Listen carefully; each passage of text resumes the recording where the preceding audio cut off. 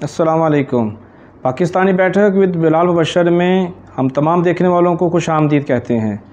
अभी मुझे फ़ख्र है कि मैं उसमें शामिल हो गया। ये यहाँ प्रदेश में किसी नेमत इनसे पूछो ये परिंदे भी ज़बान रखते हैं। शौक तो सभी को होता है।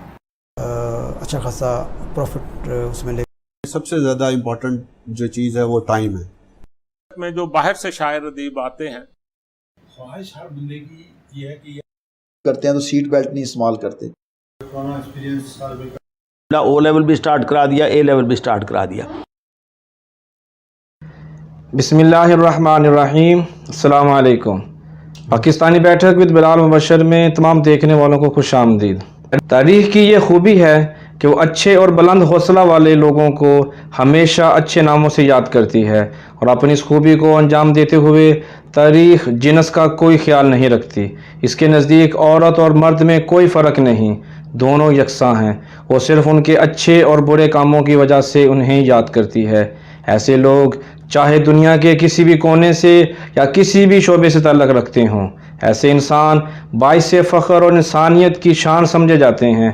ऐसे लोग दुनिया में बहुत ही कम पाए जाते हैं जिन्होंने इंसानियत की भलाई और अपनी कौम के मुस्तकबिल के लिए अजीम खिदमत सर अंजाम दी हैं। ऐसे लोगों की फ़हरिस्त बहुत ज़्यादा तवील नहीं है।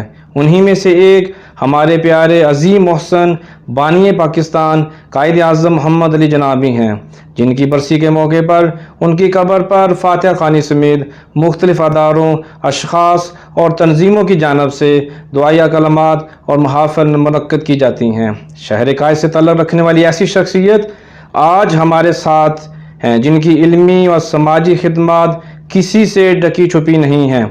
ये उन शख्सियात में से हैं जिनको नमूद व नुमाइश का कोई शौक़ नहीं और हमेशा पीछे रहकर कम्यूनिटी की बिला तफरीक रंग व नस्ल, मज़हब और ज़बान की खिदमत करने को तरजीह देते हैं। आपका ताल्लुक़ एक ऐसे शहर से है जो कि शहर कायद के नाम से मंसूब है, जिसमें हमारे अजीम कायद पैदा हुए, तालीम हासिल की और क़याम पाकिस्तान के बाद वहीं से उस मुल्क की बागडोर संभाली और फिर वहीं मदफून भी हैं। पाकिस्तानी बैठक में हम उनसे जानेंगे उनकी ज़ाती ज़िंदगी समेत ओमान में उनके पेशे के हवाले से अहम मालूमात और कायद आज़म से जुड़ी उनकी मोहब्बत के चंद वाक़यात। आज के मेहमान हैं जनाब डॉक्टर सैयद शारफ अताउल्ला शाह साहब। अस्सलाम वालेकुम। बहुत शुक्रिया जी, आपने हमें वक्त दिया और ख़ास तौर पर 11 सितंबर के हवाले से बात करने के लिए। तो मैं सबसे पहले जानना चाहूँगा आपकी जो इब्तदाई ज़िंदगी है आपके ख़ानदान के हवाले से थोड़ा सा। मैं एक पाकिस्तानी हूँ और पाकिस्तान को मज़ीद डिटेल में जाएंगे एक सिंधी हूँ। अच्छा, माशाल्लाह। और मज़ीद डिटेल में जाएंगे तो एक कराची हेड वाला हूँ। मेरे वालिद साहब डॉक्टर सैयद अताउल्ला शाह सारी ज़िंदगी उन्होंने गवर्नमेंट सर्विस में गुजारी और लोगों की खिदमत की। मेरी वालदा एक हाउस वाइफ थी जिन्होंने हम सबकी परवरिश की। कुछ अर्सा मेरे वालिद साहब ने, मेरी वालदा ने तकरीबन 12 से 14 साल का अर्सा है जो मक्के में सऊदी अरब में गुजारा। उस दौरान में तालीम चलती रही पाकिस्तान में, विज़िट करता रहा, सऊदी अरब में आता रहा जाता रहा, लेकिन ज़्यादातर क़याम पाकिस्तान में रहा। तालीम हासिल करने के बाद जब मैंने इंटर के इम्तिहान पास किया, मेरे वालिद साहब की बहुत ख्वाहिश थी कि मैं डॉक्टर बनूं, लेकिन उस वक्त मेरिट पर नहीं आ सका मैं। अच्छा। और मैंने बीएससी स्टार्ट कर दिया। जब बीएससी स्टार्ट किया तो मुझे लगा कि माइक्रोबायोलॉजी के अंदर मुझे बड़ा अट्रैक्शन है, स्कोप है, तो मैं सोचा माइक्रोबायोलॉजी के अंदर पीएचडी करूं, मॉलिक्यूलर बायोलॉजी में करूं और जिसका आगे बढ़ूं।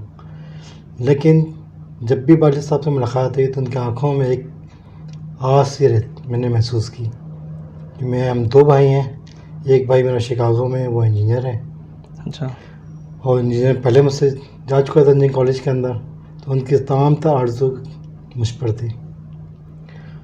तो उनकी मोहब्बत को महसूस करते हुए एक बार दोबारा मैंने इम्तिहान दिया इम्प्रूवमेंट ऑफ परसेंटेज का। उसके बाद नंबर अच्छे आए और फिर मेडिकल कॉलेज में मेरा मेरिट पर ایڈمیشن ہو گیا ماشاء اللہ. سندھ میڈیکل کالج کے اندر. تو لہٰذا بی ایس سی کے فائنل ایئر کے بعد میں میڈیسن میں چلا گیا. اور جب میڈیکل کالج میں گیا وہاں تعلیم حاصل کی.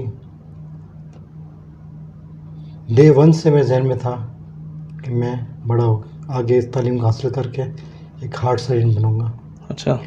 اور اس کی اچیومنٹ کے لیے آبجیکٹیو کلیئر تھا میرا, چلتا رہا اور میں آج اس مقام میں پہنچ گیا ہوں. ماشاء اللہ.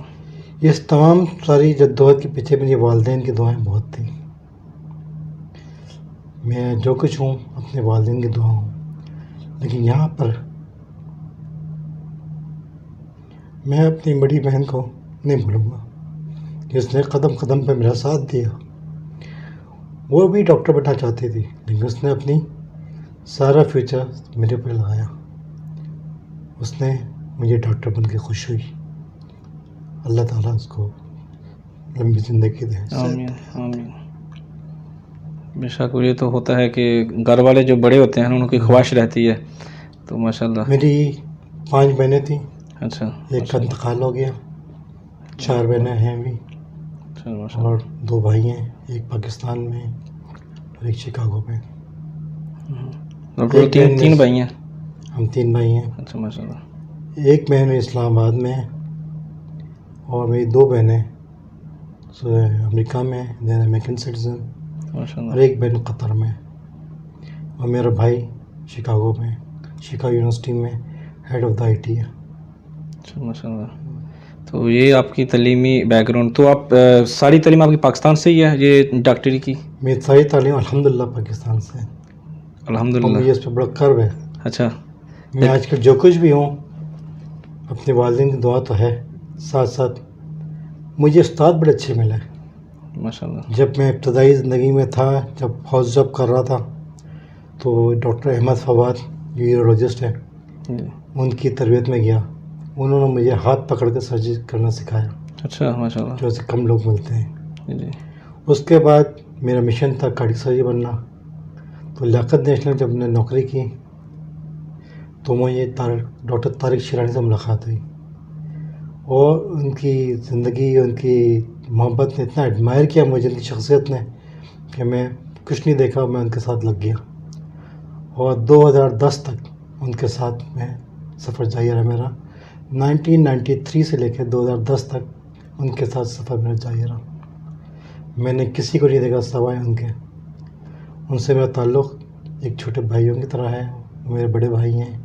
ان کی مسز ڈاکٹر قمر شیرانی میری سگی بہنوں کی طرح ہیں. ماشاء اللہ. اور ان کی محبت ہے, ان کی دعائیں ہیں, ان کی میرے والدین سے ان کی دعائیں ہیں جو آج میں اس مقام پہ پہنچا ہوں. کیونکہ کامیابی کے لیے کہتے ہیں نا کہ پیچھے کسی نہ کسی کا ہاتھ ہوتا ہے.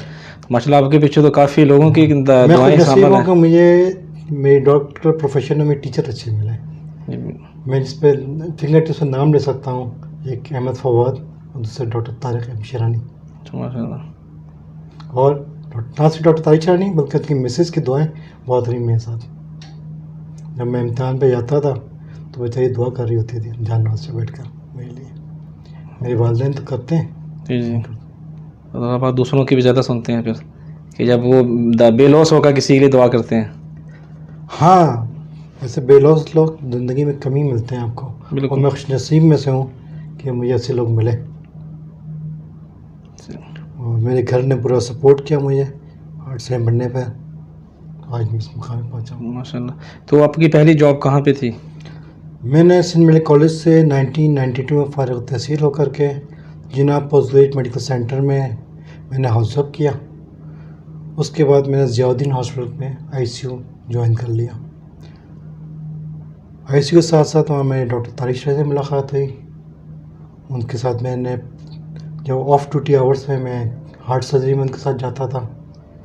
ان کے ساتھ انٹرسٹ پیدا ہوا. انہوں نے انٹرسٹ پیدا کیا میرے اندر.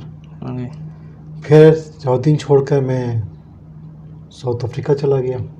اچھا. وہاں میرے ماموں رہتے ہیں ڈاکٹر سید سلمان ندوی صاحب, جو ہیڈ آف دا چانسلر تھے اسلامک ایجوکیشن کے, آرٹس فیکلٹی آف آرٹس کے تھے, ڈین تھے. اور انہوں نے وہاں پہ اسلامک اسٹڈیز کی بنیاد رکھی اور انہوں نے چلایا. کچھ عرصے وہاں رہنے کے بعد میں واپس اپنے والدین کے پاس آیا اور میں نے لیاقت نیشنل ہاسپٹل جوائن کیا اور لیاقت نیشنل ہاسپٹل کے ساتھ چلتا رہا. پھر بیچ میں دوبارہ میں نے ضیاء الدین ہاسپٹل جوائن کیا ڈاکٹر طارق شیرانی کے ساتھ ساتھ. جہاں جہاں ان کا سفر چلتا رہا پاکستان میں ان کے ساتھ ساتھ چلتا رہا. پھر 2008 میں ضیاء الدین چھوڑ کے ہیلتھ کیئر ہاسپٹل وہاں چلا گیا, میں ان کے ساتھ ساتھ چلتا رہا. اور 2008 میں جب ضیاء الدین چھوڑ کے میں ہیلتھ کیئر ہاسپٹل گیا اور 2010 میں کچھ پولیٹیکل حالات ایسے ہو رہے تھے وہاں کے کہ میرا شہر میں رہنا مشکل ہو گیا تھا. اچھا. تو میں نے پھر شہر چھوڑنا نہیں پڑا بلکہ مجھے دھکا دیا گیا. اچھا. کہ تم یہاں سے نکلو. یہ گھر والوں کی طرف سے یا کہ پھر لوگ جو محبت کرتے ہیں آپ سے جی جی تو آپ کے بہتر مستقبل کی خاطر آپ کو پھر پش کرتے ہیں. جی یہ تو ہے. تو آپ پھر عمان میں کیسے آئے؟ میرے پاس 2 آپشن تھے, ایک سعودی عرب کا اور ایک عمان کا آپشن تھا. اچھا. سعودی عرب میں تنخواہ اچھی تھی, اسٹیٹس بھی اچھا تھا. اچھا. اور مجھے پرنس سلطان کارڈک سینٹر میں ملازمت نہیں تھی. پرنس سلطان کارڈک سینٹر ریاض کا دنیا کے ٹاپ رینکنگ ہاسپٹل میں سے تھا. جی جی. لیکن عمان سے بھی اپروچ تھی. میں سعودی میں رہ چکا ہوں, مزاج کو سمجھتا ہوں وہاں کے لوگوں کو. جی جی. تو میں نے کہا چلو عمان پاس جائز ہے, نیا کنٹری, نئی کنٹری جائز ہے. اور عمان جو ہے کراچی سے بہت قریب ہے, یہ بھی ہے, 1 گھنٹے کی فلائٹ ہے. جی. تو میں اپنے کنٹری سے دور نہیں رہ سکتا, یہ میں بھی اپنے کنٹری قریب رہنا چاہتا ہوں. جب جب ویکینڈ ہوا پاکستان چلے گئے. یہ تو ہے. وطن سے محبت جو ہے نا آپ کو ذرا عمان لے آئی. الحمدللہ وطن سے محبت لے کر آئی, یا لوگوں نے مجھے دھکا دیا کہ ملک سے باہر نکلو, ورنہ میری تو خواہش پاکستان میں رہنے کی ہے. آج بھی دل کرتا ہے کہ ساری چیز چھوڑ چھاڑ کے پاکستان چلا جاؤں, وہاں اپنے لوگ. دیکھیں جس ملک نے آپ کو نام عزت رتبہ دیا اس ملک کے بڑے قرض ہیں آپ کے اوپر. بالکل. اگر آپ سوچیں میری تعلیم کے اوپر اس قوم کے ٹیکس کے پیسے سے 12 لاکھ سے کم پیسے خرچ نہیں ہوں گے. میں نے کیا دیا؟ میں نے تو کچھ بھی نہیں دیا. تو آپ کی تعلیم گورنمنٹ ادارے سے ہے؟ میں سندھ میڈیکل کالج سے تعلیم کیا. تھا میڈیکل کالج گورنمنٹ ادارے میں ہوتا تھا. اچھا. تو میری قوم کا میرے ملک کا مجھ پر قرض ہے. اور یہی وجہ ہے کہ میں بھی جب بھی چھٹی پہ جاتا ہوں میں بھی جتنا ہو سکتا ہے میں اپنے پروفیشن کے حساب سے چیریٹی ورک کرتا ہوں. کبھی اسرا یونیورسٹی بھی جانا ہوا حیدرآباد میں, وہاں بھی چیریٹی ورک کیا کافی. اور جب زلزلہ آیا تھا میں اس وقت مانسیرا گیا تھا, 15-20 دن میں نے مانسیرا میں گزارا. وہاں پٹیل ہاسپٹل کی ٹیم جا رہی تھی, وہاں گیا. تو مانسیرا میں میں نے جو کچھ دیکھا, تو چیریٹی ساتھ ساتھ چلتی رہتی زندگی میں. لیکن جہاں تک میں نے سنا ہے کہ آپ اکثر جب کوئی بھی پروگرام بھی ہو رہا ہوتا ہے آپ پیچھے رہ کے کام کرتے ہیں, کوئی نیک کام کر رہے ہو یا کوئی ایونٹ میں بھی آپ کو دیکھا ہے, آپ فرنٹ پہ کیوں نہیں آتے؟ فرنٹ پہ آنے والے بہت سارے لوگ ہیں جو مجھ سے بہتر کام کرتے ہوں گے. ان میں ڈاکٹر شارف کیوں نہیں؟ ڈاکٹر شارف کا کام جو ہے وہ فرنٹ پہ آنے کا کام نہیں ہوتا. ڈاکٹر شارف کا موسٹلی کام ہوتا ہے یونٹی, فیتھ اینڈ ڈسپلن. ماشاء اللہ. اور ڈسپلن فرنٹ سے نہیں ہوتا. جی. فرنٹ پہ سارے بیٹھے تو ڈسپلن میں بیٹھے ہوتے ہیں, پیچھے سے ڈسپلن آتا ہے. یہ تو صحیح ہے. اور یونٹی پیچھے سے آتی ہے کہ لائن آگے سے صحیح رہتی ہے, پیچھے لائن گڑبڑ ہوتی ہے. بات صحیح ہے. اور مجھے یقین ہوتا ہے کہ جو میں کر رہا ہوں اپنی پوری ڈیڈیکیشن کے ساتھ کر رہا ہوں. چلیے میں اب آگے چلتا ہوں. اس سے پہلے کہ مان کی بات کروں, میں تھوڑا سا کراچی سے جو کہ آپ کا تعلق ہے, تو آج ہم جو بیٹھے ہوئے ہیں 11 ستمبر کے حوالے سے, تو شہر قائد سے تعلق ہے, تو آپ قائد اعظم کے مزار کے حوالے سے, قائد اعظم کی شخصیت کے حوالے سے آپ کیا کہنا چاہتے ہیں؟ قائد اعظم کی شخصیت ایسی شخصیت ہے جو صدیوں میں پیدا ہوتی ہیں. بالکل. اور میں نہیں سمجھتا کہ اگر میں پچھلے اسٹڈی کر رہا ہوں حضور اکرم صلی اللہ علیہ وسلم کے بعد, خلفاء راشدین کے بعد زندگی میں مسلمانوں کی ہسٹری دیکھوں, تو مجھے قائد اعظم جیسی کزمیٹک پرسنالٹی نظر نہیں آتی. اچھا. میں تو اس دور میں نہیں تھا. لوگ جو اس دور کے تھے وہ کہتے ہیں کہ قائد اعظم کو جھلک دینے کے لیے وہ راتوں رات کھڑے رہتے تھے کہ جھلک نصیب ہو جائے. لیکن جو کتابیں پڑھا قائد اعظم کے بارے میں وہ پڑھائی اتنی اٹریکشن ہے اس پڑھنے میں. جب قائد اعظم کے بارے میں پڑھیں تو آپ کو دل چاہے گا کہ آپ بس صفحے پلٹتے رہیں اور پڑھتے جائیں. صحیح بات ہے. لیکن ہم نے اپنے خیال میں قائد اعظم کی جو خدمات ہیں ہندوستان کے مسلمانوں کے لیے اور امت مسلمہ کے لیے ہم اتنا شاید ان سے لائن ہیں. ان کی خدمات کہیں زیادہ ہماری سوچ سے کہیں زیادہ. جی بالکل. قائد اعظم نے جب تعلیم بیسک تعلیم تو انہوں نے کراچی سے حاصل کی, پھر بامبے بھی گئے تعلیم کے لیے. ایس ایم لاء کالج سے انہوں نے تعلیم حاصل کی. کرنے کے بعد ان کے گھر والوں نے ان کو لندن بھیج دیا پڑھائی کے لیے. لندن میں جب بیچلر لاء کیا انہوں نے, واپس آئے بامبے. تو ان کے قائد اعظم کے بارے میں کہنے بات پہلے کر دوں کہ قائد اعظم کی بیسکلی پیدائش وزیر مینشن میں ہوئی جو کراچی میں ہے. اچھا. ان کے والد صاحب جناح بھائی جو گجراتی فیملی ہیں, اسماعیلی گجراتی تھے, بامبے میں رہائش تھی تو کراچی آ گئے تھے. اور کراچی اس لیے آئے تھے, کراچی اس وقت بزنس ہب تھا جو آج بھی ہے. جی جی بالکل. تو یوزلی اسماعیلی فیملی بزنس مین فیملی ہوتی ہے. تو جب کراچی آئے تو ان کی شادی ہوئی رتن بھائی سے. اس کے بعد قائد اعظم کی ولادت ہوئی 1876 میں, 25 دسمبر 1876 میں ان کی ولادت ہوئی. ولادت کے جب بھی تعلیم ہوئی, تعلیم کے بعد قائد اعظم کو بھیج دیا گیا لندن پڑھنے کے لیے کہ لندن سے واپس آئے. اور 1900 میں 19 سینچری کے اول میں انہوں نے اپنی وکالت شروع کی. اور وکالت بھی ایسے ہی شروع کی کہ ان کے پائے کا کوئی وکیل نہیں تھا. جی بالکل ماشاء اللہ. اور 1906 میں انہوں نے, اگر میں غلط تھی بنی 1905 یا 1906 میں انہوں نے کانگریس جوائن کی اور اپنی پولیٹیکل سفر کا آغاز کیا. آغاز کانگریس سے کیا انہوں نے. کانگریس کے ساتھ کچھ 10 سے 15 سال ان کے ساتھ کانگریس کے ساتھ رہے. پھر انہوں نے مسلم لیگ جوائن کیا کہ مسلم لیگ سے کچھ ناراضگی ہوئی, موقف میں کچھ تضاد تھا, چلے گئے لندن واپس وکالت کرنے. پر علامہ اقبال نے ان کو واپس بلایا اور ان کو مسلم لیگ کی قیادت سونپی. دیکھیں مسلم لیگ کا المیہ یہ ہے, میں 1920 کی بات کر رہا ہوں, اس وقت کے 2 گروپ بن چکے تھے. ایک قائد اعظم گروپ تھا, ایک شفیق گروپ تھا, اور لوگ کم تھے لیکن تھا ایک گروپ. اور آج بھی دیکھ لیں مسلم لیگ کا کیا حال ہے, کتنے بٹوارے ہو چکے ہیں. جی لیکن ایکچوئل مسلم لیگ قائد اعظم کی مسلم لیگ تھی. قائد اعظم کے جب ان کو پہلے قائد اعظم نے اسٹارٹ اپنی پولیٹیکل کیریئر کا اسٹارٹ ہی جو ہے انہوں نے کیا کہ ہندو مسلم الائٹ کے نام سے, ہندو مسلم ایک ہیں, یکجہتی کے نام سے. اور 15 سال انہوں نے بے انتہا اسٹرگل کی ہندو مسلم کو ایک پلیٹ فارم پر لانے کی, یکجہتی. لیکن جب ان کا احساس ہوا کہ ڈائریکشن ان کے صحیح نہیں ہے, ایسا ممکن نہیں ہے, جی تو ہم نے اپنا ڈائریکشن چینج کیا, جس کو آج کل زبان میں یو ٹرن کہتے ہیں. جی تو بامقصد یو ٹرن تھا وہ قائد اعظم کا. بالکل. ٹھیک ہے. اب قائد اعظم نے جب فیصلہ کر لیا کہ مسلمان ایک الگ قوم ہے اور الگ آئیڈینٹی کے ساتھ ان کو رہنا چاہیے, تو انہوں نے مسلم لیگ جوائن کی. اور وہیں سے انہوں نے 2 نیشن تھیوری آئی. 1920 کے بعد کی بات ہے.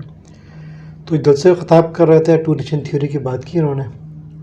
تو وہاں سے طلباء تھے, طلباء تو آپ کو پتہ ہے جذباتی ہوتے ہیں, جی سوال جواب کی خواہش رکھتے ہیں. جی تو انہوں نے کچھ طلباء ایکسٹرا اسمارٹ ہوتے ہیں, چاہتے ہیں جو اسپیکر ہے اس کو کسی طرح کیپچر کر لیا جائے جی اور اپنی قابلیت اس پہ جتا دی جائے. جی جی تو اس میں سے طالب علم تھا, اس نے سوال کیا کہ ہندو و مسلمان ایک عرصے سے یہاں رہ رہے ہیں ہندوستان میں, یہ ایک ساتھ کیوں نہیں رہ سکتے, ان میں کیا فرق ہے.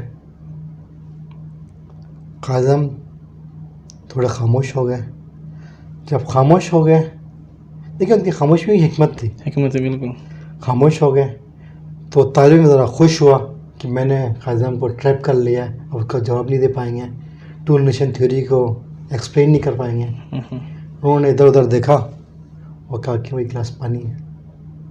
اور وہ مطالب اور خوش ہوا کہ قائد اعظم پانی پی رہے ہیں, سوچ رہے ہیں. انہوں نے پانی گلاس لیا اور چند گھٹ پانی کے پیا انہوں نے. اس کے بعد وہ گلاس انہوں نے اس ہندو طالب علم کی طرف بڑھا دیا کہ آپ پانی پی لو. اس نے انکار کر دیا پانی پینے سے. تو ایک گلاس انہوں نے دوسرے طالب علم کی طرف بڑھایا, تم پی لو. وہ آیا, اس نے پی لیا. وہ مسلمان تھا. اس نے یہ فرق ہے. دیکھیں ان کی حکمت کتنی حکمت بہت بڑی. خاموشی, پانی گلاس, اس کو پینا, ہندو جتنے طلباء کے ان کو موٹیویشن کو بڑھانا تاکہ سب توجہ آ جائے. اور آخر میں انہوں نے پیغام دے دیا. اگر شروع میں وہ پیغام دے دیتے تو شاید اس کا اثر نہیں ہوتا.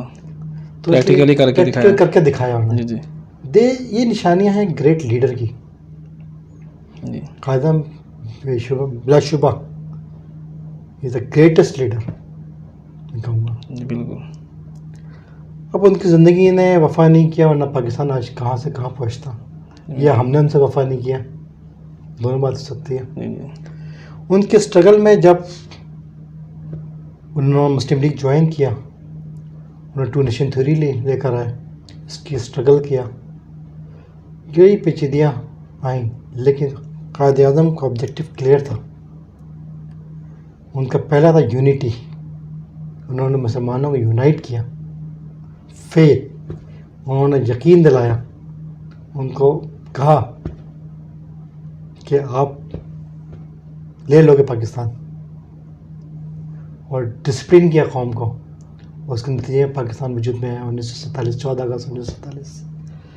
اگر آپ نے ایک بات غور کی, اگر آپ مختلف کتابوں کا مطالعہ کریں, ایک بڑی کامن سی بات ہے, شاید عام لوگوں کو نہیں پتہ ہو,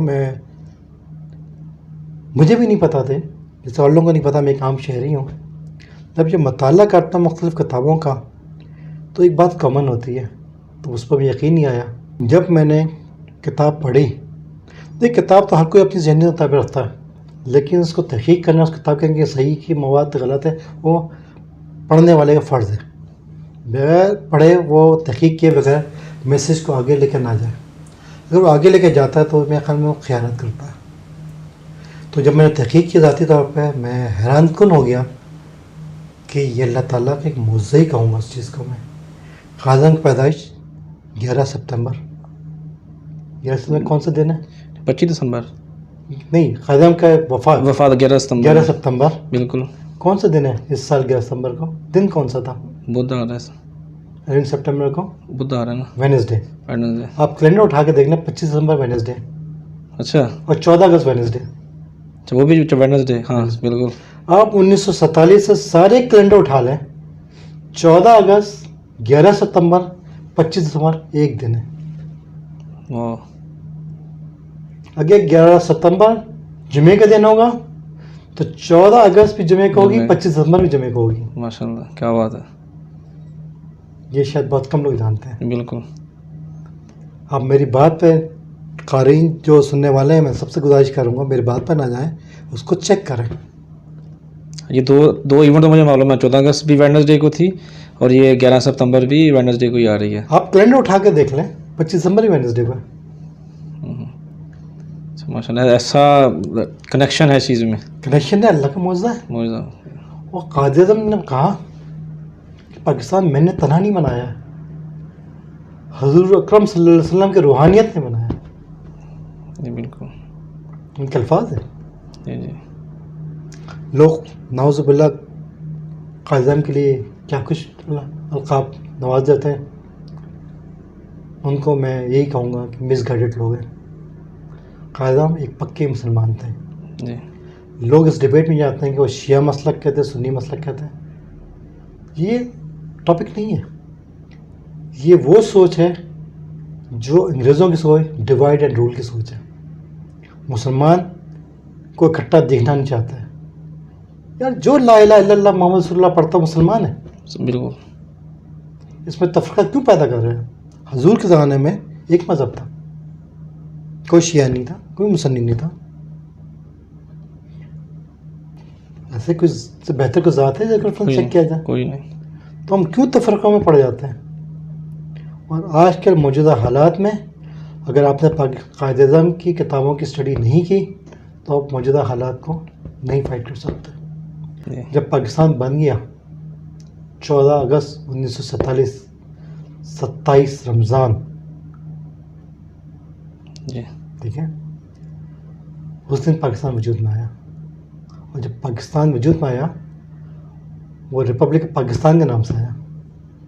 پاکستان جس کا نام چودھری ظہور الہی نے دیا، میں غلطی تو نہیں ہے. تو جب سائن کیا، قائد اعظم نے پوری کوشش تھی کہ 12 بجے پہلے فائل سائن ہو جائے. کچھ کتابیں پڑھ رہا تھا کہ قائد اعظم کچھ 11:55 یا 52 پہ سائن ہوا. کچھ ٹائم تھا دوسری فائل پہ سائن کرنے کا، تو قائد اعظم نے اس کو بائی کیسے کیا وہ ٹائم؟ وہ نہیں چاہتے کہ 12 بجے پہلے وہ سائن ہو. جو دکھانا چاہتا ہے دنیا کو پاکستان 14 اگست کو آزاد ہوا، انڈیا بعد میں آزاد ہوا. قائد اعظم نے جب سائن کیا لارڈ ماؤنٹ بیٹن سے ہاتھ ملایا، پانی پیا، گلے ملے، کانورسیشن وصول کیا، اور اس میں انہوں نے 8 منٹ لگا دیے. اور اپنے حکمت سے انڈیا کی فائل سائن ہوئی ہے 12:02 کے اوپر. پاکستان آزاد ہوا. قائد اعظم کراچی تشریف لائے، پہلے گورنر جنرل پاکستان کے بنے. انہوں نے لیاقت علی خان کو پرائم منسٹر بنایا. لیاقت علی خان شہید سے بہتر کوئی کینڈیڈیٹ نہیں تھا پرائم منسٹر کے لیے، بنایا. اسمبلی بنی، کام شروع ہوا. قائد اعظم علیل ہوتے گئے. علیل تو پہلے سے تھے، انہوں نے اپنی بیماری بہت چھپا کے رکھی تھی. ان کو پتہ تھا کہ مجھے ٹی بی ہے، اگر یہ میں لیک آؤٹ کر دوں تو میں لوگ فورس کر کے لندن بھیج دیں گے علاج کے لیے، اور انگریز ڈیلے ٹیکٹکس اپنائیں گے اور پاکستان کو آزاد نہیں ہونے دیں گے. پاکستان میرے زندگی میں آزاد ہو سکتا ہے. قائد اعظم واحد شخص ہے جو پاکستان کو آزاد کر سکتے تھے، ہمیں پاکستان دے سکتے تھے. ان کے علاوہ کوئی ایسی شخصیت نہیں ہے، اور آج تک کوئی ایسی شخصیت نہیں ہے جو پاکستان کو دلا سکے. افسوس، بے حد افسوس ہمارے آنے والے لیڈروں نے پاکستان کی لاج نہیں رکھی. قائد اعظم کے افکار تھے، اس پہ ہم نہیں چلے، بھٹک گئے. قائد اعظم کے پاکستان آزاد ہونے میرے خیال میں 14 اگست کے بعد ہی 2 یا 3 مہینے گزرے تھے، ہندوستان نے حملہ کر دیا کشمیر کے اوپر. اور اس زمانے کے جو ہمارے پاس کچھ ہتھیار بھی اتنے نہیں تھے، اکانومی کرائسس تھا، فوج بھی اتنی نہیں تھی ہمارے پاس. جو بھی کچھ فوج تھی، قائد اعظم نے حکم دیا سپہ سالار کو، آئی تھنک جنرل جوزف یا جنرل گریز، یاد نہیں ہے، جو بھی سپہ سالار تھا اس کو حکم دیا. اس نے آرگیومنٹ سے کام لیا قائد اعظم سے اور ڈیلے کیا. میں تو کہوں گا دانستہ طور پر ڈیلے کیا. ہندوستانی فوج کافی اندر آ گئی.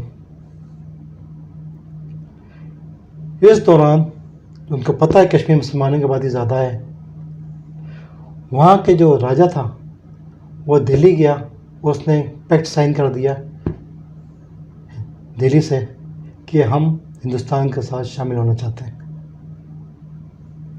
اس دوران جب پریشر بڑھا قائد اعظم کا، پاکستانی فوج نے ریٹیلیٹ کیا، اور ریٹیلیٹ کرتے ہوئے اس حد تک چلے گئے کہ لداخ تک ہم پہنچ چکے تھے. پاکستانی فوج لداخ تک موجود تھی، اور یہ جنگ چلتی تو آج کشمیر پاکستان کا حصہ ہوتا. اس وقت گورنمنٹ آف انڈیا نے یہ فیصلہ کیا کہ ہمیں یہ چیز یونو میں لے کے جانا چاہیے، ورنہ ہم جنگ ہار جائیں گے. وہ یونو میں انڈیا لے کے گیا، پاکستان لے کے نہیں گیا. انڈیا یونو میں لے کے گیا، اور وہاں فیصلہ ہوا کہ کشمیر فیصلہ خود ارادیت سے ہوگا، ان کی ووٹنگ سے ہوگا. جو کشمیر کے لوگ چاہیں گے ان کے خواہش سے ہوگا فیصلہ. لیکن اس کے ایک ساتھ شرط لگا دی گئی. شرط کیا تھی کہ پاکستانی فوج وڈرا کی جائے. قائد اعظم کو یہ بات بالکل پسند نہیں تھی، وہ کبھی بھی اس میں شامل نہیں تھے. انہوں نے اپوز کیا، انہوں نے ہم فائٹ کریں گے. بات چلتی رہی، پھر قائد اعظم کا انتقال ہو گیا یا شہادت ہو گئی. مجھے پتہ ہے شہادت کرنے میں بہت سے لوگوں کو تکلیف ہوگی، لیکن اپنی بات میں ثابت کر دوں گا میں. ایک معمہ ہے کہ شہادت ہوئی تھی، وفات ہوئے تھے. جو بھی ہوا، لیاقت علی خان نے چارج سنبھالا. افسوس کے ساتھ کہنا پڑتا ہے لیاقت علی خان نے وہ پیکٹ سائن کر دیا، اور آج وہ لائن آف کنٹرول کے نام سے ہماری فوج وڈرا ہوئی. اب قائد اعظم کی شہادت کی جب بات کرتے ہیں، آخری ایام میں قائد اعظم کو کہا گیا آپ پرفضا مقام پہ چلے جائیں. ان کو زیارت بھیج دیا گیا. قائد اعظم 1 ستمبر 1948 کوئٹہ میں لینڈ کرتے ہیں. زیارت بھیجا جاتا ہے. وہاں ان کا بہن فاطمہ جناح کی خدمت کرتی ہیں، ایک نرس ہوتی ہے. ان کا مالج الہی بخش، کرنل الہی بخش، میرے خیال میں کرنل الہی بخش زانے پرنسپل تھے لاہور میں میڈیکل کالج کے. کرنل الہی بخش، زور دیے کرنل الہی بخش، الہی بخش نہیں، کرنل الہی بخش ان کے مالج تھے. قائد اعظم کو طبیعت سنبھلی نہیں، بگڑتی گئی. ان کو علاج چلتا رہا. پھر ان کو ایکس رے کی ضرورت پڑی. افسوس سے کہا جاتا ہے portable X ray machine Lahore سے منگائی گئی. 4 ستمبر 1948 کو portable X ray machine Lahore سے منگائی گئی، اور ایکس رے کیا گیا، اور ان کو پتہ چلا ٹی بی ان کا کافی بڑھ چکا ہے، اور ان کو نمونیا ڈیولپ کر گیا، جس کی وجہ سے ان کو ٹیمپریچر ہو رہا ہے. اس زمانے میں ٹی بی کا علاج بڑے اعتماد سے بات کر رہا ہوں، بہت زیادہ ہمارے پاس آپشن نہیں تھے، لیکن اسٹریپٹومائسس انجیکشن موجود تھا. اسٹریپٹومائٹس وہ ڈرگ آف چوائس تھا ٹی بی کے علاج کے لیے. اسٹریپٹومائسس انجیکشن جو پورے کوئٹہ میں موجود نہیں تھا، اس کو کراچی سے لانے کے ایک جہاز سے ذریعے، یعنی 4 ستمبر سے لے کر 5 ستمبر کو فیصلہ کیا کہ قائد اعظم کو کراچی شفٹ کر دینا چاہیے. بہرحال علاج چلتا رہا. ان کا بخار چڑھتا رہا. ان کا بخار میں کمی نہیں آئی. جب 104 105 بخار ہوگا تو کمزوری بڑھتی جائے گی. طبیعت ان کی بگڑتی گئی. ان کو زیارت میں فاطمہ جناح فرماتی ہیں کہ قائد اعظم کو آخری وقت میں کشمیر یاد آتا تھا، کہ کشمیر کو یاد کرتے تھے وہ، کہ ان کے نزدیک ان کا یہ تھا کہ ابھی میری زندگی کچھ مل جائے تو میں کشمیر حاصل کر لوں. بڑی حسرت. بہرحال قائد اعظم کو 11 ستمبر کو پاکستان شفٹ کیا گیا جہاز میں. ماری پور ایئرپورٹ پر لایا گیا. کراچی ایئرپورٹ نہیں، ماری پور ایئرپورٹ پر لایا گیا، فوجی ایئر بیس. وہاں سے ایک ان کو ایمبولینس پہ پہنچایا گیا. مجھے نہیں پتا جانے میں 2 ہی ایمبولینس کراچی میں تھی. ایئر کنڈیشن ایمبولینس ہوتی تھی نہیں ہوتی مجھے نہیں پتا، لیکن اس ایمبولینس میں ایئر کنڈیشن نہیں تھا. وہ لایا گیا. افسوس کے ساتھ کوئی ڈاکٹر موجود نہیں تھا.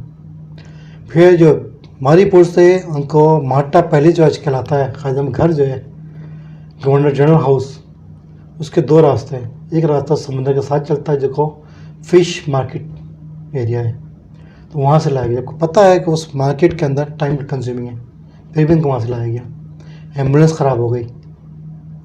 فاطمہ جناح ان کو جلتی رہیں. افسوس کوئی ان قریب نہیں آیا ان کے.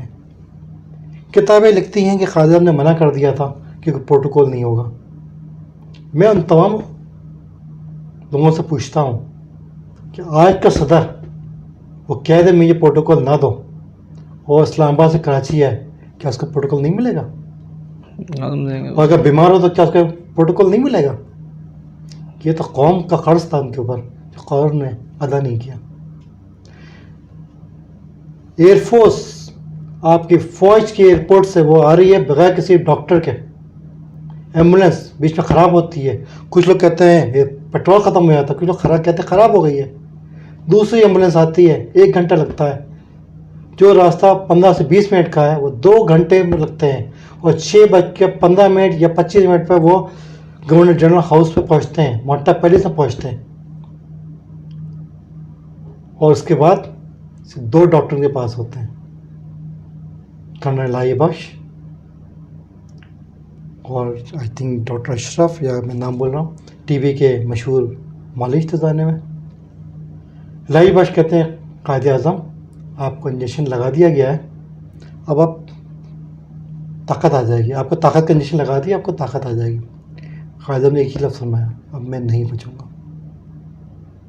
وہ افسوس کے بعد ہے وہ انتقال کر گئے. وہ انجیکشن کیا تھا, کس نے لگایا, کس کے حکم پر لگایا, آج تک کی ذکر نہیں اس کا. جنرل مشرف کا باپ بائی پاس کے سرجری کے دوران مر گیا تھا, اس کی انکوائری ہو گئی. آج قائد اعظم انتقال کر گئے, کوئی انکوائری نہیں, کوئی سیری آٹوپسی نہیں. آپ بے نظیر کے مقدمے کے لڑتے ہیں کہ آٹوپسی نہیں ہے, کیوں نہیں کرایا, 10 سوال ہوتا ہے. قائد اعظم کیوں نہیں ہوئی؟ وہ شخص جو آپ کے ملک اور قوم دے گیا, آپ کو پاکستانی قوم دے گیا, اور وہ قوم اگر حضور اکرم صلی اللہ علیہ وسلم کے حدیثوں پہ جائیں تو غزوہ ہند کا ذکر ہوتا ہے. غزوہ ہند یہیں سے سٹارٹ ہے. کون سے ملک ہے اس کے طرف غزوہ ہند کے؟ پاکستان, افغانستان, ایران, انڈیا. پاکستانی قوم, تم سے پاکستانی قوم نہیں ہو, تم اللہ کے سپاہی ہو. جب بھی غزوہ ہند ہوگا پاکستانی عوام جہاد کرے گی, وہ اللہ کے سپاہی کہلائے گی. اللہ تعالیٰ نے پاکستانی قوم کو کتنا بڑا درجہ دیا ہے, کتنا بڑا رتبہ دیا ہے, جس کا احساس پاکستانیوں کو نہیں ہے. یہ وہ قوم ہے جو آگے چل کے اللہ کے سپاہی کہلائے گی, ایک ایک فرد اللہ کا سپاہی ہوگا. اور ہم نے کیا کیا اس محسن کے ساتھ؟ ہمیں نہیں پتا وہ تبھی موت مرا ہے, یہ شہید ہوا ہے, اس کو مارا گیا. ایک سوال ہے, میں تمام لوگوں کو سوال چھوڑتا ہوں, تحقیق کریں, کتاب پڑھیں اور مجھے بتائیں کیا ہوا تھا. تو ابھی میں بات کرتا ہوں آپ کے پروفیشن کے حوالے سے. آپ ابھی ماشاءاللہ ہارٹ اسپیشلسٹ ہیں, تو تھوڑا بتائیں گے کون سے ہاسپٹل میں اور کب سے یہاں پہ آئے کام کر رہے ہیں یہاں پہ؟ دیکھیں, میں نے ہارٹ سرجن کارڈک سرجری کے اندر میں نے 1993 سے قدم رکھا پاکستان سے. وہ سفر طے کرتا ہوا میں نے FCPS پارٹ 1 کیا, پھر آگے سفر کرتا پھر جنرل سرجری میں گیا کچھ عرصے کے لیے, 3 سال کے لیے. لیکن میرا انٹرسٹ اتنا زیادہ ہارٹ سرجری کے اندر, میں جنرل سرجری کی ٹریننگ کرتے تھے, جو میرا آف ٹائم ہوتا تھا میں بھاگ کے آتا ضیاء الدین اسپتال, اور میں ہارٹ سرجری ڈاکٹر طارق شاہین کے ساتھ اسسٹ کرتا تھا ان کو. اچھا. اور یہ سفر چلتا رہا, کچھ وجوہات کی بنا پر میں 2010 میں عمان آ گیا. جب میں آیا تو مجھے نزوا بھیج دیا گیا. جب نزوا گیا تو پتہ چلا وہاں کارڈک سرجری نہیں ہے. اچھا. میں بہت پریشان ہوا کہ کارڈک سرجری تو کے بغیر تو میں رہ نہیں سکتا ہوں. میرے باس ڈاکٹر طارق شاہین نے کہا کہ صبر کرو, جنرل سرجری کرو, اللہ کرم کرے گا. خیر, میری وائف گائنیکولوجسٹ ہے, وہ گائنی ڈپارٹمنٹ تھی وہاں پر. اس زمانے میں جب میرے پاس آیا کہ آپ اپینڈکس کریں, میں آن کال سرجن تھا. اب میرے تو ہاتھ پیر پھول گئے کہ میں اپینڈکس کروں. وہ تو میں نے آج سے 10-15 سال پہلے کیا تھا اپینڈکس. یوٹیوب زندہ باد. اچھا. یوٹیوب سے ریویو کیا, ڈاکٹر تو ہیں, ریویو کیا, ریویو کیا, الحمدللہ اپینڈکس کر دیا. یہ اپینڈکسیکٹومی ہو گئی تو جو نرسنگ اسٹاف تک چھوٹی کے اندر, وہ was quite impress. She was کہ ڈاکٹر صاحب آپ کی سرجری بہت اچھی ہے. اور اس نے رپورٹ پیش کی کہ ڈاکٹر کی سرجری اچھی ہے. تم نے ڈائریکٹر نے بلایا کہ یار آپ تو کہتے ہیں آپ جنرل سرجری نہیں کی, آپ نے سرجری تو کرتے ہیں, ماشاء اللہ, carry on with general surgery. میں کہا نہیں, میں یہاں نہیں رکھوں گا.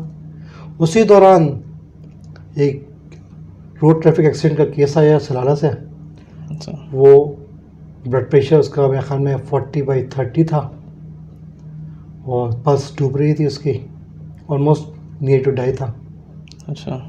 मैंने देखा कि उसको इंजरी हुई है तो मैंने उसको चेस्ट ट्यूब पास किया ताकि ये खून सीने में जमा बाहर निकल जाए। तो उससे देखा ब्लड प्रेशर ऊपर आया फिर नीचे गया, तो मैं समझ गया कि इसको बड़ी इंजरी हुई है, इसको सिर्फ ऑपरेशन की ज़रूरत है। उस ज़माने में सीने की जरिए सर्जरी नज़वा में नहीं होती थी। अच्छा। अब लोगों के यहाँ तो नहीं होती। मैंने कहा कि भाई मुझे थिएटर लेके जाना है इसको बचाने के लिए। नहीं, आप लेकर नहीं जा सकते, इसको रॉयल हॉस्पिटल भेजा। उसका मैंने ये तो मर जाएगा। मैंने पहले मैं डॉक्टर हूँ, मैं नहीं जानता कोई प्रोटोकॉल्स।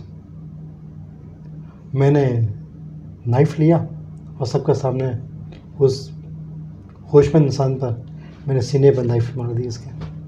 होश में? मैंने पहले गलूदगी में था, जी। नाइफ मारी, उस बेचारे को तकलीफ़ क्या एहसास हो, क्योंकि वैसे ही जा रहा था। जी। और ये हाल देखकर नीचे वाले परेशान हो गए और जल्दी जल्दी उसको बेहोश किया। मैंने सीधा नाइफ मार के अपना ग्लव्स हाथ डाल के अंदर हाथ डाल के जहाँ से ब्लीडिंग उस चीज़ को पकड़ लिया। अच्छा। मैंने कहा कि आपको दो, जितना देना खून उसको दो, जब खून दो, खून ज़ाया नहीं होगा। उसका ब्लड प्रेशर बिल्डअप किया, जल्दी थिएटर लेके गए, थिएटर में ऑपरेट किया मैंने उसको। ऑपरेशन के बाद आईसीयू चला गया मरीज़। आईसीयू जब निकला तो मेरे पास स्पेशल लेटर था कि किससे पूछ के ऑपरेशन किया। मैंने कहा अच्छा, कहने का हर कंट्री के अपने प्रोटोकॉल्स होते हैं। जवान सा मैं सोची तो कर चुका था, मैं खामोश हो गया। पहले मैं दुआ करता अल्लाह में इज़्ज़त दे, तो अल्लाह की ज़ात इज़्ज़त देता। वो मई सेहतयाब हुआ, माशाल्लाह। तब मैंने अपनी जो डायरेक्टर को ख़त लिखा कि मैं मज़ीद काम कंटिन्यू नहीं कर सकता, क्योंकि अगर मैं डॉक्टर इंसान की जान नहीं बता सकता तो मेरे आने का फ़ायदा नहीं है। उसने नहीं डॉक्टर तुम नहीं जा सकते, तुमने वो काम किया जो पहले कभी नहीं हुआ। You are the first surgeon जो नज़वा हॉस्पिटल में ऑपरेशन किया। उसके बाद यहाँ कहानी मस्कत तक पहुँची। अच्छा। तो मस्कत में डॉक्टर जॉन ने मुझे खींच लिया। डॉक्टर जॉन ने मुझे फिर कार्डिक सर्जरी मौका दिया, फिर कार्डिक सर्जरी चलती रही, मैं हार्ट सर्जरी चलती रही। और यहाँ जब से 2011 से लेकर अब तक हार्ट सर्जरी में हूँ। मैं वाहिद पाकिस्तानी हूँ जिस डिपार्टमेंट में आया हूँ और अब तक चल रहा हूँ। माशाल्लाह, अल्लाह पाक आपको और ज़्यादा खिदमत सर अंजाम देने की तौफीक दे।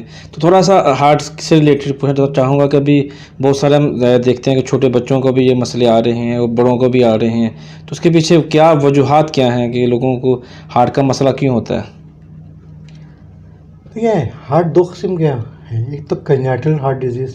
कंजेनिटल हार्ट डिजीज़ पैदाइशी हार्ट डिजीज़। अच्छा। ज़्यादातर ये कज़न्स मैरिज में, फैमिली मैरिज में होते हैं, जेनेटिक लेवल पे होते हैं। जी। और दूसरी होती है जो नॉन कंजेनिटल हार्ट डिजीज़, जैसे अंजाइना है जी। या वाल्वुलर पैथोलॉजी है, या हार्ट के वाल्व कमज़ोर हो गए हैं, या बाईपास या फिर खून की नाली में कचरा आ गया है, या कोई शरीयान आपकी फट गई है, मेजर शरीयान, तो उसके लिए ऑपरेशन पे लेके जाता है। फिर ऑपरेशन दो किस्म के होते हैं। अच्छा। एक वो ऑपरेशन होता है जिसमें हार्ट को स्टॉप करते हैं और इंसान का पूरा सिस्टम हार्ट लंग मशीन में डाल देते हैं, और फिर हम हार्ट पर सर्जरी करते हैं और फिर हार्ट को रीस्टार्ट करते हैं और फिर हार्ट लंग मशीन से दोबारा इंसान अपने हार्ट पा जाता है। अच्छा। एक ये ऑपरेशन होता है जिसको हम कहते हैं ओपन हार्ट सर्जरी।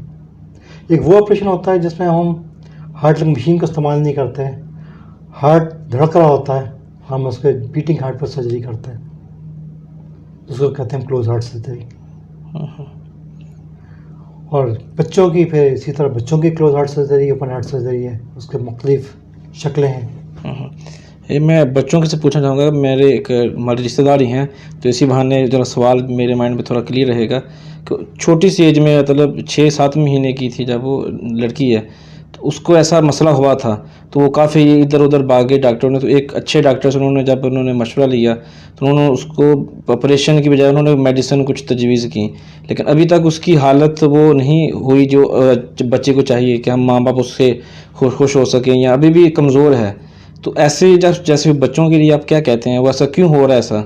देखिए, मेरी एडवाइस है, हम इस डेवलप वर्ल्ड में रहते हैं जहाँ हर किस्म की फैसिलिटीज़ मौजूद हैं। मेरी एडवाइस तमाम वालिदैन से, जब भी उनके बच्चे की पैदाइश हो, इसको जहाँ और पीडियाट्रिशियन माना करें उसके साथ ہارٹ کے ڈاکٹر کا ضرور معائنہ کرائیں, ہارٹ کے اسپیشلائز ڈاکٹر ضرور معائنہ کرائیں. ہو سکتا ہے اس کے دل میں سوراخ ہو سکتا ہے ابنارمل کنیکشنز ہو سکتا ہے اس کو کچھ انٹروینشن کی ضرورت پڑے.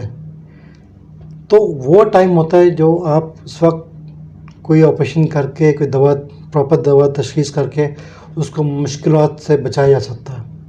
ہم وہ ٹائم ضائع کر دیتے ہیں جب بچہ 6-7 مہینے کی عمر میں آتا ہے, جب جیسے گرو کرتا ہے تو مشکلات سامنے آتی ہیں, اس کے سمٹمس نمایاں شروع ہوتے ہیں, تو پھر ہم اس کا علاج شروع کرتے ہیں.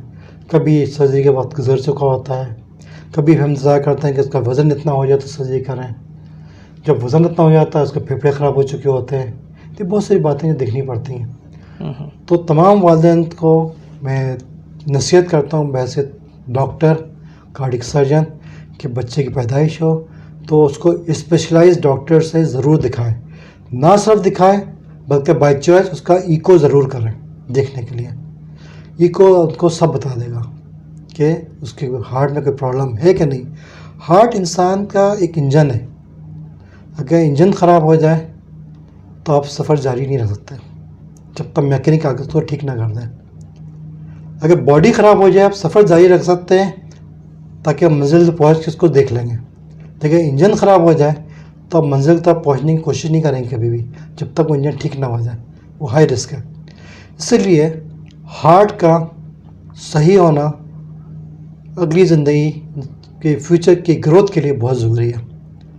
اگر ہارٹ صحیح نہیں ہے, اس میں کوئی خامی ہے, تو اس کی گروتھ پہ اثر پڑے گا, اس کے دماغ کی سرکولیشن پہ اثر پڑے گا, اس کی جسم کے ہر کڈنی پہ اثر پڑے گا, گویا جسم کے ہر حصے پہ اثر پڑے گا. کیونکہ ہارٹ ایک ایسی چیز ہے جو پورے سسٹم کو فیڈ کر رہا ہوتا ہے. اس لیے ہارٹ کی طرف سے کوتاہی نہ کریں, چاہے بچہ ہو یا بوڑھا ہو. اسی کہتے ہیں بوڑھا اور بچہ برابر ہے. کہ جب آپ کی عمر 50 سال سے اوپر ہو جائے, آپ کو بلڈ پریشر ہو یا نہ ہو, آپ کو شوگر ہو یا نہ ہو, آپ سگریٹ پیتے یا نہ پیتے ہوں, آپ کا الکوہل کا استعمال ہو یا نہ ہو, آپ کارڈیولوجسٹ سے ضرور ملا کریں. کم سے کم سال میں 1 دفعہ اپنا چیک اپ ضرور کرایا کریں, اپنا ٹیسٹ کرایا کریں, تاکہ آپ کو کوالٹی آف لائف بہتر. زندگی موت تو اللہ کے ہاتھ میں. جب میرے پاس لوگ آتے ہیں کہتے ہیں کہ ڈاکٹر صاحب اگر آپ بائی پاس نہیں کریں گے تو کتنی زندگی ہوگی میری, اور اگر کریں گے تو کتنی زندگی بڑھ جائے گی. ان تمام دعاؤں سے میری گزارش ہے, ہر انسان زندگی اللہ کے یہاں سے لے کر آتا ہے. میرے آپریشن کرنے یا نہ کرنے سے اس کی زندگی بڑھے گی نہیں. ہاں میں اس بات کے دعوے کے ساتھ گارنٹی دے سکتا ہوں, اگر میں آپریشن کروں گا اس کا تو اس کی کوالٹی آف لائف بہتر ہو جائے گی. زندگی اس کی اتنی رہے گی جو اللہ کے یہاں سے لکھوا کر آیا ہے, کوالٹی آف لائف بہتر ہو جائے گی. اور یہی سنت ہے. اگر آپ اللہ تعالیٰ نے کہا کہ آپ کی زندگی ایکس پیریڈ تک ہے, یہ چوائس آپ کی پر ہے کہ آپ اسپتال میں رہ کے گزارو ایکس پیریڈ آف لائف, یا آپ اپنی محفل میں انجوائے کرتے گزارو, اللہ نماز پڑھتے ہوئے گزارو, یا اپنے لوگوں میں گزارو, اچھے ہنسی خوشی گزارو. یہ آپ کی چوائس ہے, اور اسی کا نام علاج ہے. اگر آپ کو دل کی تکلیف ہے, اگر آپریشن کروا لیں گے تو آپ کی کوالٹی لائف اچھی رہے گی. اگر آپ نہیں کرائیں گے تو کوالٹی آف لائف آپ کی خراب رہے گی. اسپتالوں میں آئے دن جاتے رہیں گے, فیملی پریشان ہوگی, لیکن زندگی تو آپ کو وہی ملے گی جو اللہ کے ہاتھ سے لے کر آئے. اس پہ کوئی سمجھوتا نہیں ہے. یہ بالکل صحیح ہے. تو ایک 2 سوال میرے پاس ہیں جو ابھی ہم دیکھ رہے ہیں. بہت سارے نوجوان نسل جو ہے ہماری, وہ اس کو دیکھتے ہیں 25 سال 30 سال کی عمر میں, 40 سال کی عمر میں ہارٹ اٹیک ہو رہے ہیں, جبکہ پہلے ہم سنتے تھے یہ 60 سال کے لوگوں کو 55 سال کی عمر میں ہوتا تھا. تو یہ جو ینگ جنریشن کو, جو نئی نسل ہے, ان کو جو ہارٹ اٹیک ہو رہے ہیں, اس کے پیچھے کیا وجہ ہے؟ دیکھیں, نوجوانوں کے ہارٹ اٹیک کی وجہ 2 ہے.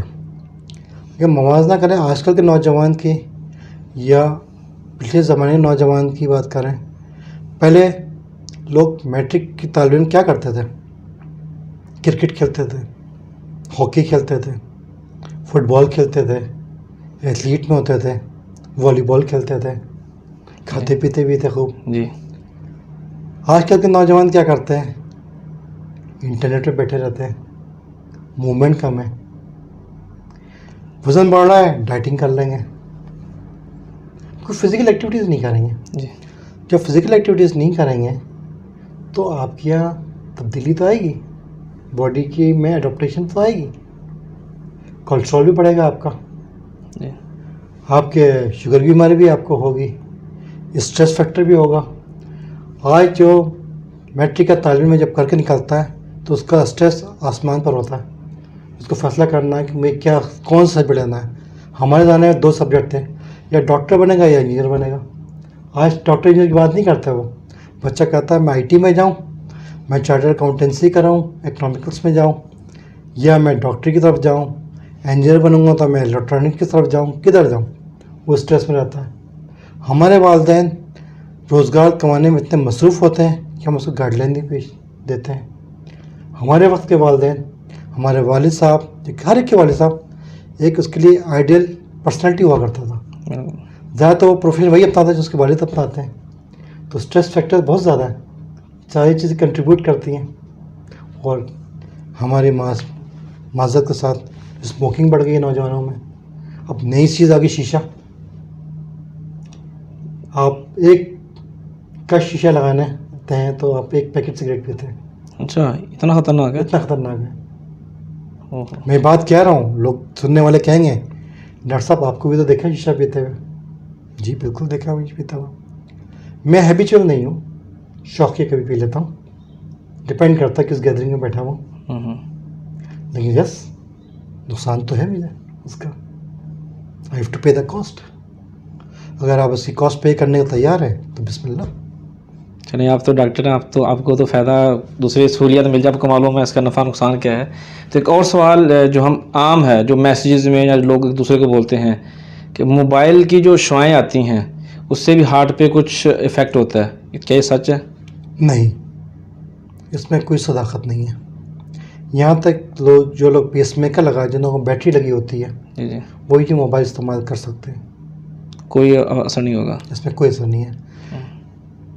ہارٹ کی ان موبائل کی فریکوینسی سے ہارٹ کی کوئی تعلق نہیں ہے فی الحال. آج کل جو ریسرچ چل رہی ہے لیٹسٹ, ہاں موبائل کی فریکوینسی کا اثر آپ کے دماغ کے سیلس پہ ہوتا ہے. اس میں میوٹیشن ہو رہی ہوتی ہے مسلسل, اس میں تبدیلی ہو رہی ہوتی ہے. برین ٹیومر, کان کی بیماریاں موبائل کی وجہ سے, آئی سائٹ کا لاس ہونا, آنکھ کی کمزوری موبائل کی طرف, 24 گھنٹے پر ہائی ریزولوشن چیز دیکھ رہے ہوتے ہیں. آپ ٹی وی دیکھ لیں, ٹی وی پہلے کون سا اسکرین ہوا کرتا تھا؟ جی, اب پلازما اسکرین آیا, ایل ای ڈی آیا, ایل سی ڈی آیا, ایل ای ڈی آیا, اب طرح کے آگے. تو یہ سب تو ہیں. دیکھیں سائنس کے کتنے فائدے بھی نقصانات بھی ہیں. ہر چیز کا آپ کو کاسٹ پے کرنی پڑتی ہے. اگر آپ مینٹلی پریپیئر ہیں کاسٹ پے کرنے کے لیے, بسم اللہ. ویسے ہی میں بہت اچھا آپ نے سوال کیا, ایک بہت اچھا سوال کیا. میں اپنے اس پروگرام کو اپنے والدین کو میسیج دینا چاہتا ہوں, خدا کے واسطے بچوں کو موبائل نہ دیں. بچوں کو موبائل ہرگز نہ دیں. اگر دیں بھی تو اس کو ایئرپورٹ موڈ پہ ڈال کے دیں, ایروپلین موڈ پہ ڈال کے دیں, تاکہ ان کی شعائیں کم آئیں. کیونکہ بچے گروئنگ ایج میں ہوتے ہیں. ایک گروئنگ ایج میں جب اتنی ہائی فریکوینسیز کے ریڈیشنز پڑھتی ہیں, ان کی باڈی کے دماغ کے سیلس میں میوٹیشن ہو رہی ہوتی ہے. اس کا اثر آج نہیں ہوتا, بعد میں ہوگا. آئی کیو لیول کم ہوتا ہے. یہ اسٹیبلش اسٹڈی ہے کہ آئی کیو لیول کم ہوتا ہے. ہو سکتا ہے بچہ آگے چل کے آئنسٹائن بننا چاہ رہا ہوں, لیکن اس موبائل کا استعمال کرنے سے وہ نہ بن سکے. ہو سکتا ہے اس کی تعلیم کو کنٹینیو نہ کر سکے. یہ آئی کیو لیول کم کر دیتا ہے. تو اس سے محتاط ہے, بچوں کے ہاتھ میں موبائل نہ دیں. اگر موبائل دیں بھی تو لو فریکوینسی موبائل دیں دیکھ کر کے. آج کل کے جو آئی فون آ رہے ہیں, اسمارٹ فون آ رہے ہیں, نوٹ 10 آ رہے ہیں, اس قسم کے موبائل نہ دیں. یا بچوں کے ساتھ نیکی نہیں کر رہے ہیں, ہمدردی نہیں کر رہے ہیں, محبت نہیں کر رہے ہیں, آپ دشمنی کر رہے ہیں بچوں کے ساتھ. بہت شکریہ جی, آپ سے گپ شپ کرے بہت کچھ سیکھا آپ کے بارے میں, اور قائد اعظم کے حوالے سے آپ نے بہت سارے واقعات جو ہم کو سنائے. تو جو کہ ہماری جو نوجوان نسل ہے ان کے لیے بھی ایک اچھی چیز ہے.